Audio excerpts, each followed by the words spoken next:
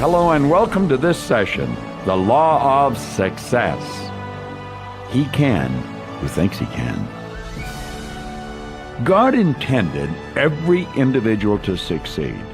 It is God's purpose that man should become great. It is God's will that man should not only use, but enjoy every good in the universe. The law of God denies us nothing. Man is born to be rich. The powers inherent in him are inexhaustible. Each normal person is endowed with a complete set of faculties, which, if properly developed and scientifically applied, will ensure success, ever-growing success. Man is made for progress.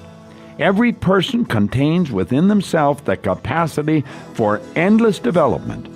Advancement into all things is the law's great purpose.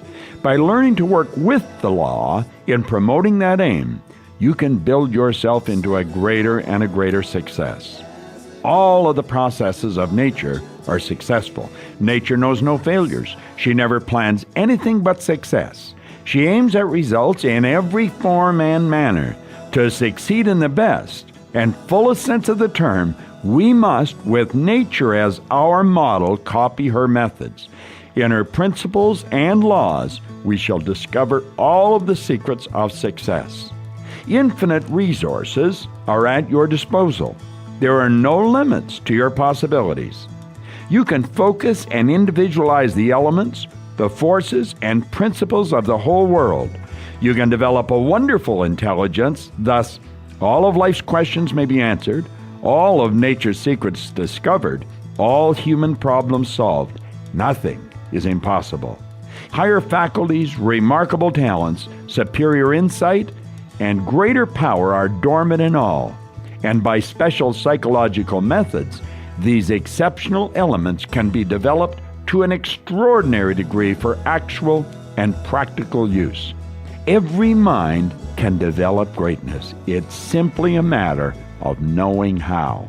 True self-help, self-discovery, self-knowledge, and the proper instructions in applying one's faculties and using one's forces will advance any person.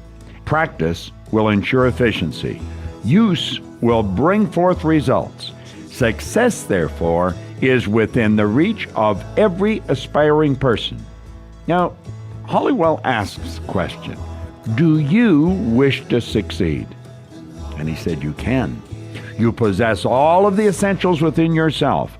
All you need is to gain a right understanding of the principles and laws upon which success is based, and then to apply the right methods of operating these laws until success is earned. Do you know, Mary, those lines are just about as motivating as anything I have ever read. I read them over and over and over again. It's such wonderful information. I mean, it really stirs something inside of me. I could feel the energy coming from you as you read that. And what I know is that you not only know this for yourself, but you know it for every person you come in contact with, Bob Proctor. So Hollywell goes on here, and he says, the law of success is as definite as the law of any science. The exact use of this law will produce results every time, and it is the results that count. And as results may be multiplied indefinitely by a persistent application of the law, there is no ending to the success you can enjoy. So one success built upon another, built upon another. Great things are no less possible than small things. And it is the great things that will follow whoever uses this law with faith and understanding. So whatever your present state or condition, there is a better and a larger future in store for you, but you and I must prepare ourselves for it. We cannot rise into the better and greater things unless we do something about our understanding and our application. Study, planning, and effort are all necessary. The young and the old alike are entitled to advance. But to be true to ourselves and to the law which governs us, we simply must advance, for advancement is the law of life, and advancement is success. It is the law's intention, life's intention, that you and I should move forward. We can stand still, we can go backward, we can retard our normal progress for a while, And Hollowell says perhaps even as long as a lifetime. But in the end, we each will be compelled to move forward, especially in the direction of our own soul's growth. Nature brooks no interferences with her purposes. This is often the reason why prods and problems of adversity come when we fail to move forward. I remember hearing once that the mother eagle, when it's time for her babies to fly out of the nest, if they're not leaving, she pulls all the soft downiness that's in that nest, protecting their tiny bodies, and she just makes it as prickly and difficult a place to be as possible, and those baby eagles fly. So are you and I meant to. These next words are so encouraging. You can achieve your ambition. Aim high and build well. The beautiful part about this, I was thinking, Mary, as you were sharing those lines, that spirit doesn't even relate to big or small. That's in our mind. It doesn't take any more energy to go after the big win than it does after the small. Why do we so grudgingly treat ourselves to the big win? Why do we reluctantly hold back? What you imagine to yourself as success can be reached. The law never blunders. What she idealizes, she has the power to actualize. What she images in your mind, she has the power to produce materially. She ever seeks to build you up in your power and in success. That is her plan for you. The faculties possessed by all great and successful individuals are the same human faculties that you possess. They gain some understanding of the right kind, and then they applied their faculties in the best way they knew for advancement, and so earned success. Some will ask, but in what does true success consist? Almost every other person will hold a different view as to what constitutes real success. To avoid confusion of ideas, let us define our meaning of the term. Most people consider success as being a high state of world prosperity. Others as the realization of personal hopes or fulfillment of heart's desires. Still others as the achievement of their ambitions or the performance of great deeds. Real success, however, is something more than this. We do not define it in terms of money, position, fame, or wealth, although it may include all these. True, genuine success of the largest kind lies in the results obtained, harvest reaped and distributed, so that our fellow beings at large are benefited and the world enriched. Yet, for the purpose of our lesson, the term success will be interpreted in a more individual sense as meaning personal advancement and increase and the favorable termination of anything attempted. I believe Earl Nightingale had the very best definition of success that I have ever read. He arrived at it in 1951. He left this planet in 1989 and never changed a word. I got into the idea in 1961, and to date I have never changed a word.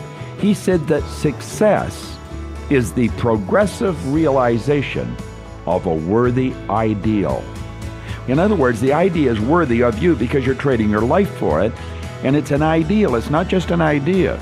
James Allen said an ideal is an idea that you've fallen in love with. I see love as resonance. It's when you're in perfect harmony. When two people are in love, they're in perfect harmony. When you're in love with an idea, you're intellectually involved in the idea, you're emotionally involved in the idea, and it's embedded in every cell of your being. You're totally in tune with it. Now, being totally in tune with an idea does not mean that the idea has manifest in form, but it does mean that you're going to progressively move toward it. And in doing that, it is only natural that you're going to fail in many attempts because you don't know how to get there. You only know you will get there. And so people fail, but that doesn't make them a failure. People are only failures when they stop trying.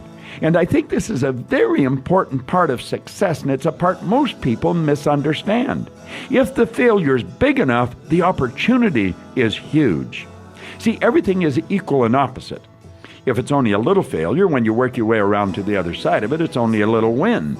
If it's a fairly big failure, when you work your way around to the other side of it, it's a fairly big win. But if the failure is huge, when you mentally work your way around to the other side of it, the opportunity is equally as big.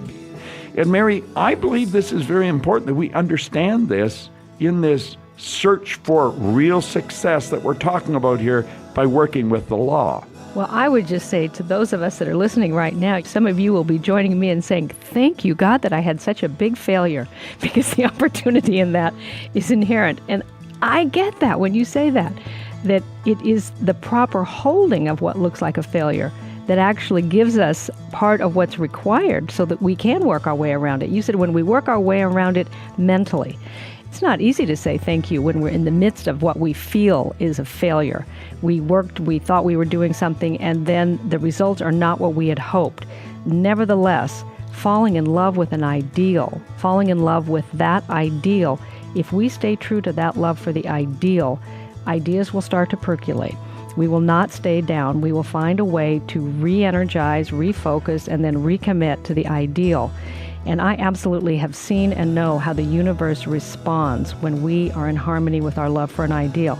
I've also experienced in my own life both great success and great failure, and great success and failure, and back and forth. And I came to realize, as others have said, that there is no real failure, it's feedback.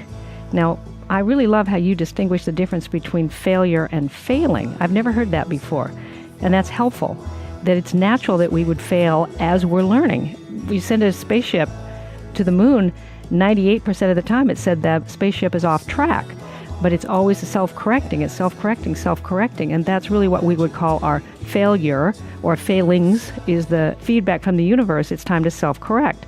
We could notice little failures and large failures, but they're self-correcting feedback from our universe that actually is guiding us in unerring accuracy to that which we have said or felt is our ideal. In fact, Price Pritchett says that a rocket fails its way to the moon. Really? And it really does. Well, it is, like you say, off course 90-some% of the time. But it keeps correct. And of course, that's what we have to do. Correct. If we knew everything, there would be no failures. But we don't know everything. Mm-hmm. We just know a little bit.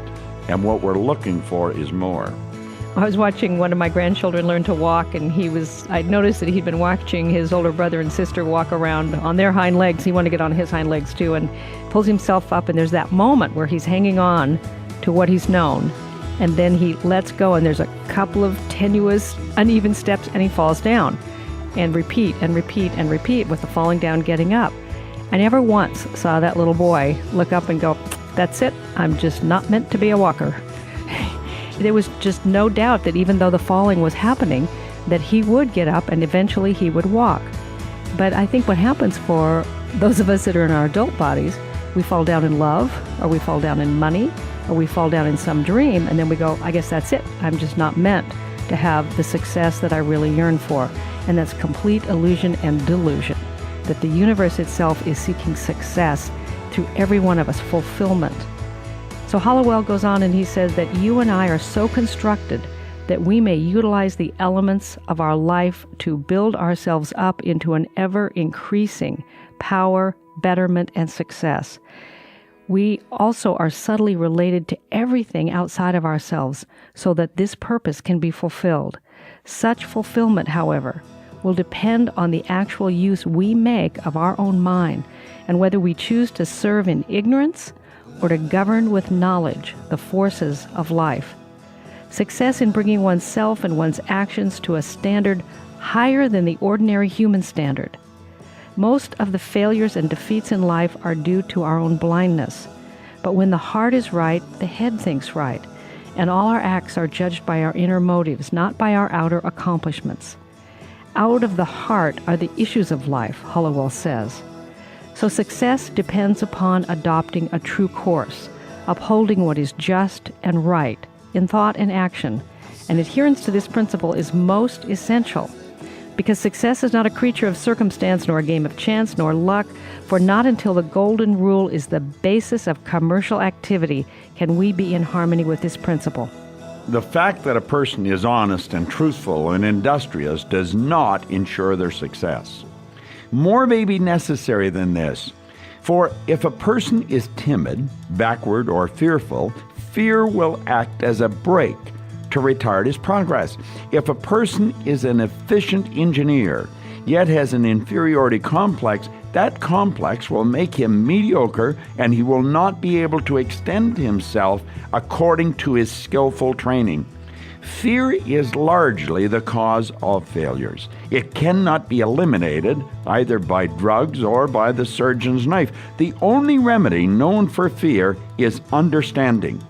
Fear is an outgrowth of doubt and worry, and the opposite of doubt and worry is understanding. And doubt and worry lead to fear, where understanding leads to faith.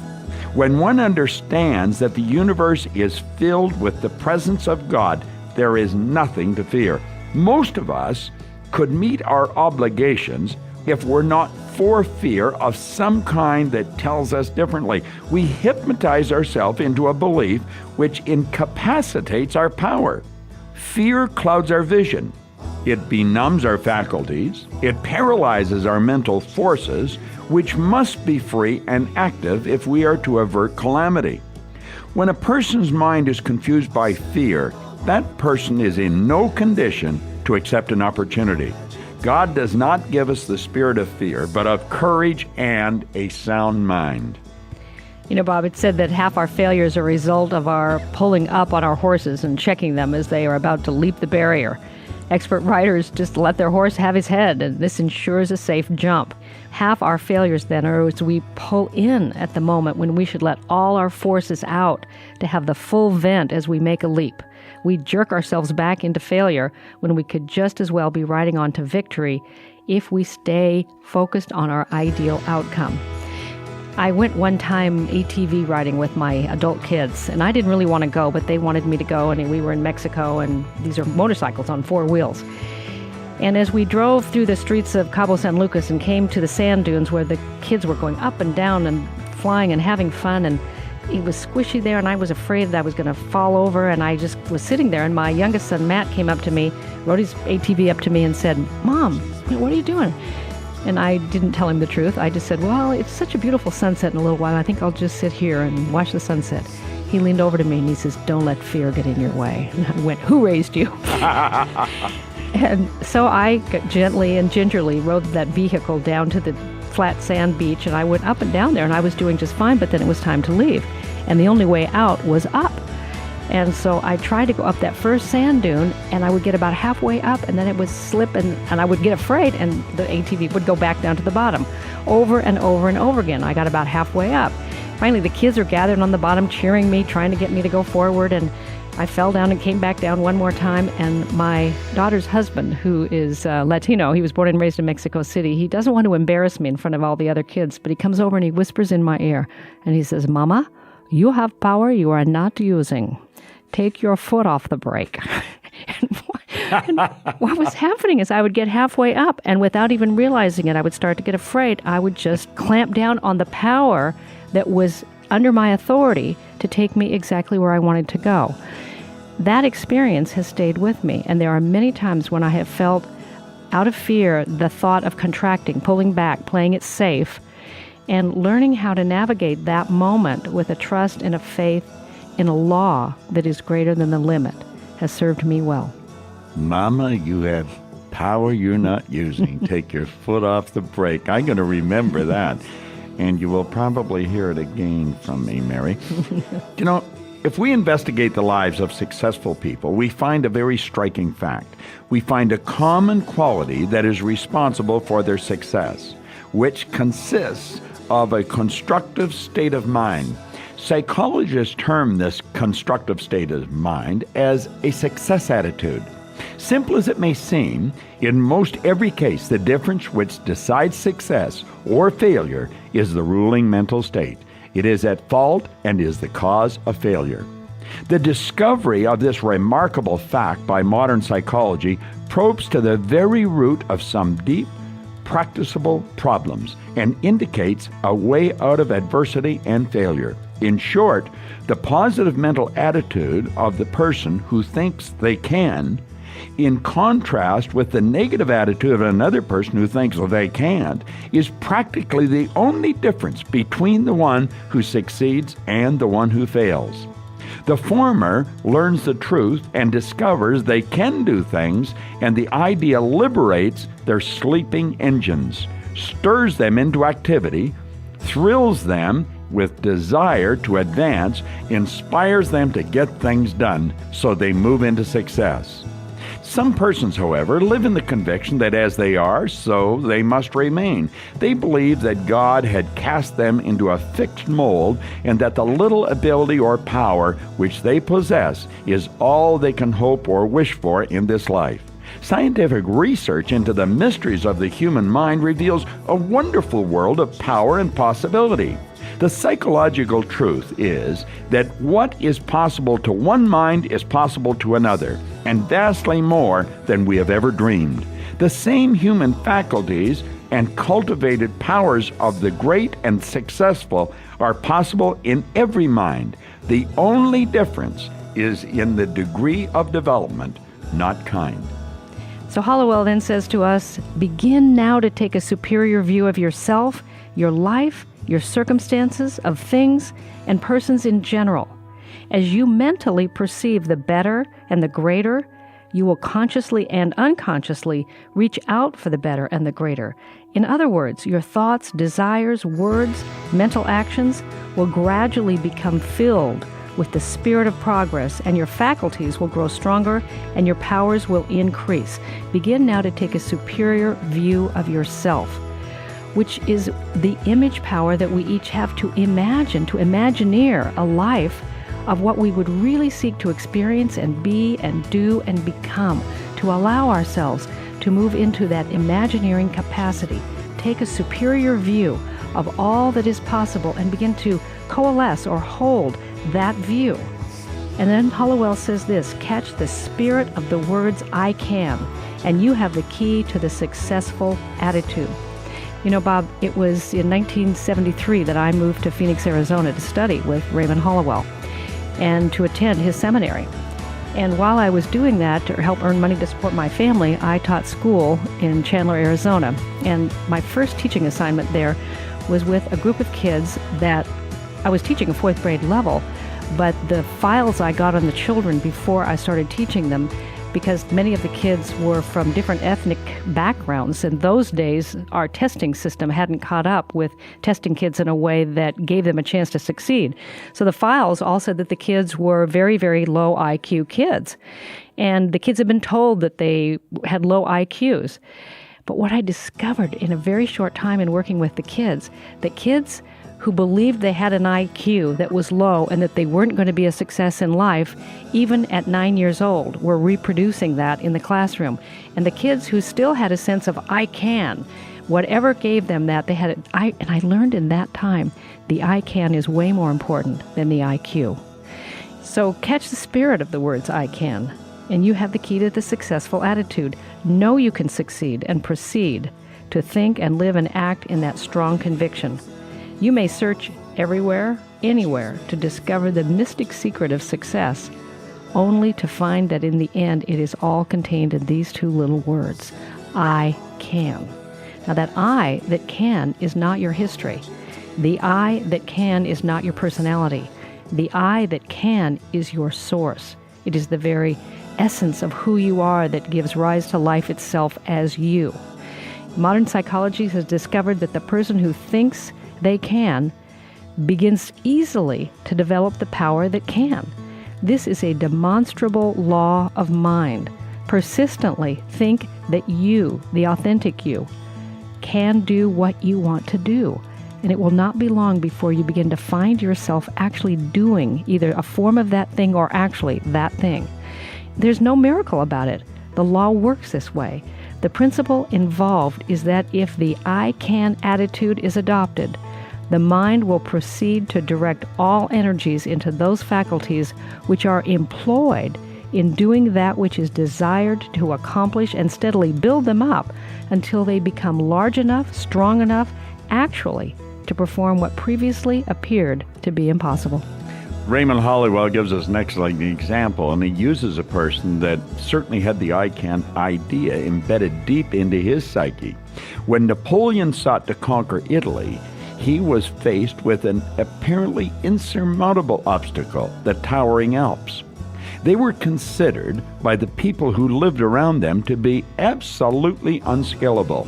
But the words "I can't" were certainly not in Napoleon's mind. He, being determined to conquer, persistently said to himself, "I can." His descent on the other side of the mountain so surprised the people in that country that they were practically conquered without opposition. The shock of his doing what was deemed impossible took away the power of opposition. Thus, his greatest obstacle proved his sure means to victory. And so it is with all difficulties. Obstacles viewed from a higher point of view are invariably stepping stones to success. John Bunyan was thrown into prison, and while imprisoned there, he faced a problem equal to the Alps. He wanted to continue with his religious work. He was not easily defeated. So, on the twisted paper that was brought to him as a cork in a milk jug, he wrote his immortal Pilgrim's Progress.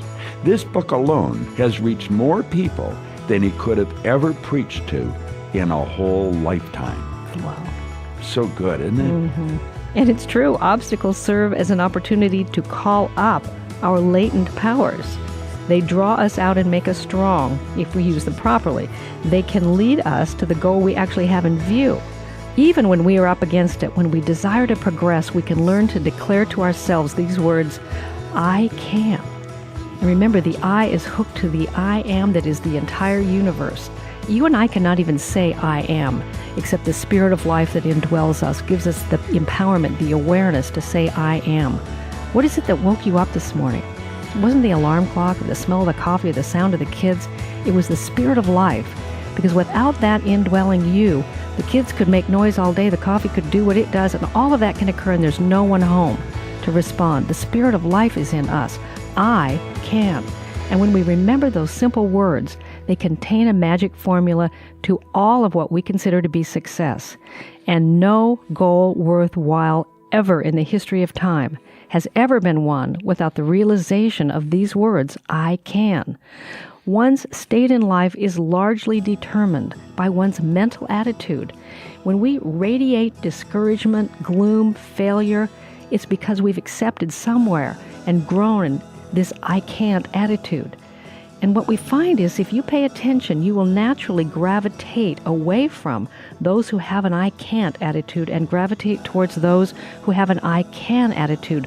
One is life depleting and one is life giving. And we get to choose. In all circumstance, every circumstance, you are greater than the things or the conditions. Because the spirit of life is greater than any condition, and that's what you are. Whatever you aim at, be certain of one thing, that the power to achieve it and win it is in you.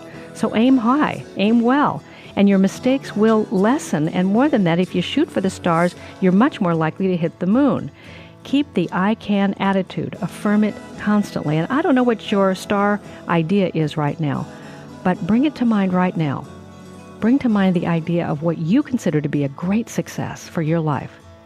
And then begin to generate the feeling, I can, not by my personality, not by my history, not by my education, not by my bank account, but by the authority of the law of my own being.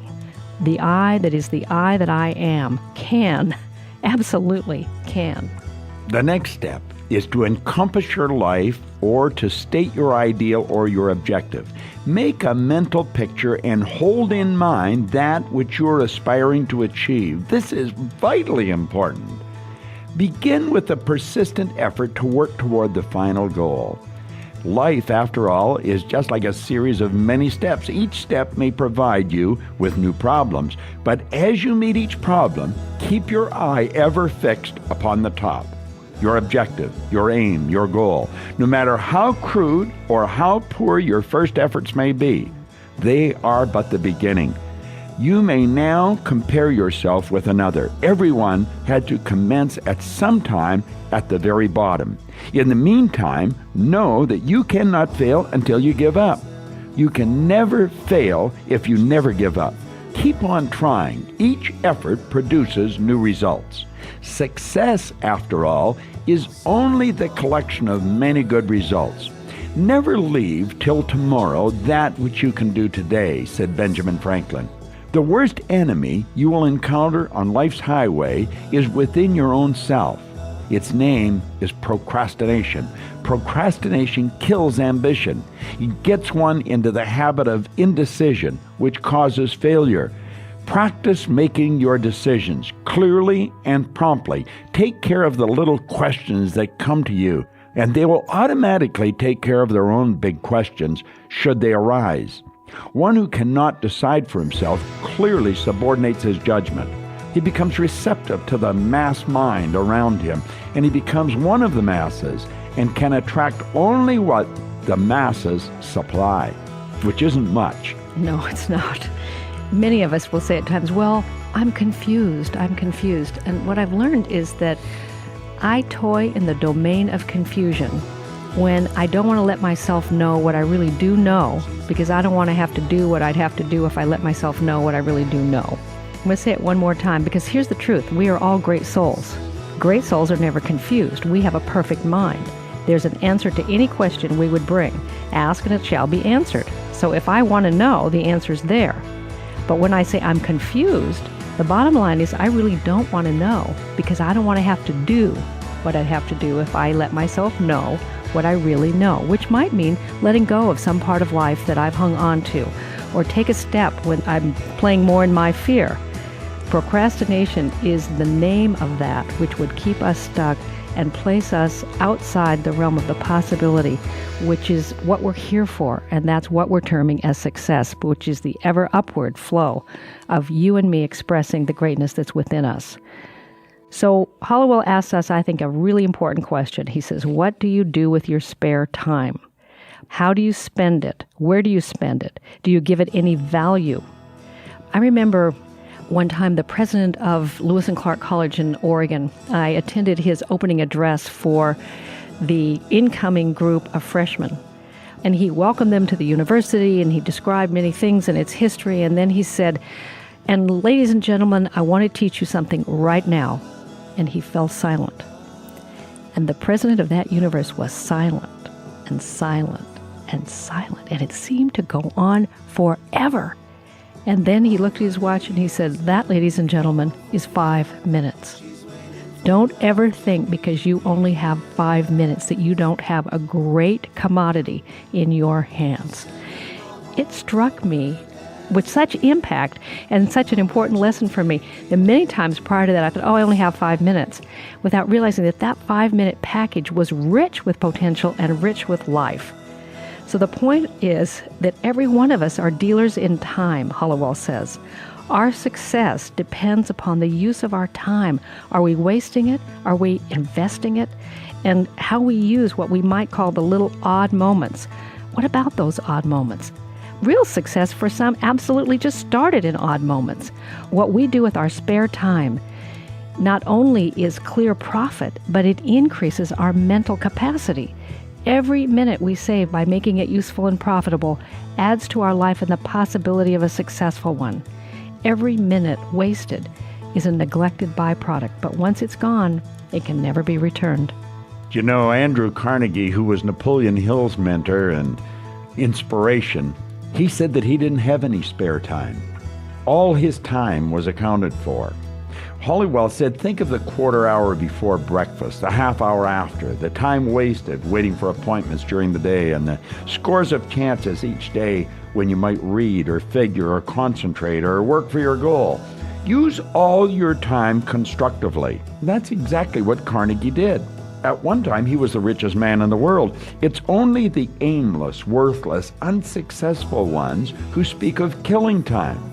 The one who is killing time is destroying their opportunities, while the person who's succeeding is making their time live and making it useful. I always like to hear a person say that there isn't enough time in the day for them. Success, then, Hollowell defines this way. He says, summarized success is the way we learn to use two valuable things, our time and our thought. Knowledge alone is not success. It is the way we use that knowledge.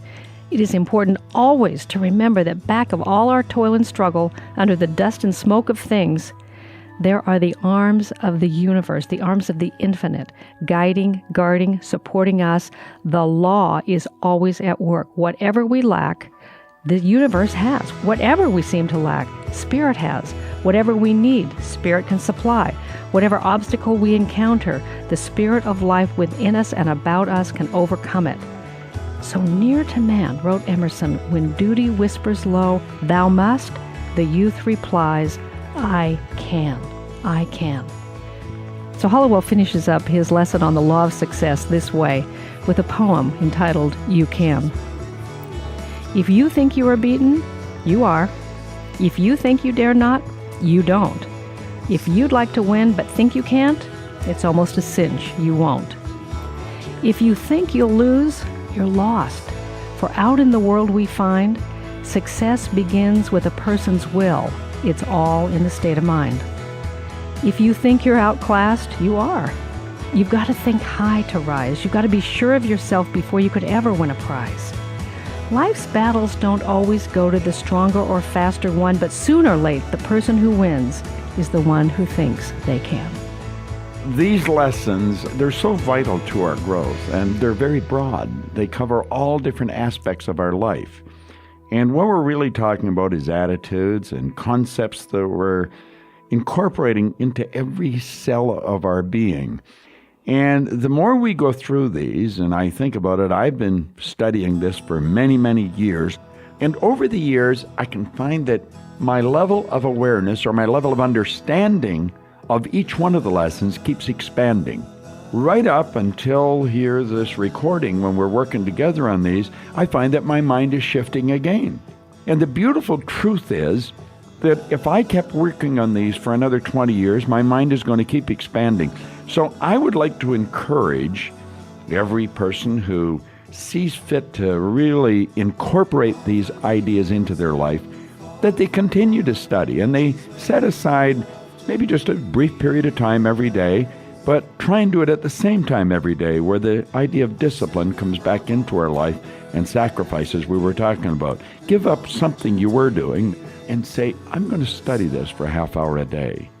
But I'm also going to apply it as I go through the day. I like to recommend that before a person starts to study anything, that they study toward a particular end. I think it's good just to study for own enjoyment, but I always think it should be applied. So if we write our goal on a card and place the card in front of us, and then we begin to study, and what we're looking for is an idea that will move us closer to our goal. We're either going to find the ideal in the lesson, or the idea is going to be coming from within because the lesson has inspired us. I have thoroughly enjoyed working with you on this, Mary, and I would encourage anyone that really wants to develop their identity to look into Mary's courses, because they're powerful. And she has programs where she works with people up to a year that make a huge difference in their lives. I've seen the results of your work, and you have every reason to be proud of the work you do. Thank you, Bob Proctor. It has been both an honor and a privilege to work with you. And I, too, have found as I've worked with these lessons, as we've shared them here, recording them together, the expansion of my own understanding and awareness and commitment, the thrill that I have about the next version of life that I'm being beckoned to. And I wish every person who's listening right now is let yourself just be thrilled at the possibility of you. This is Bob Proctor. And Mary Morrissey. Thank you.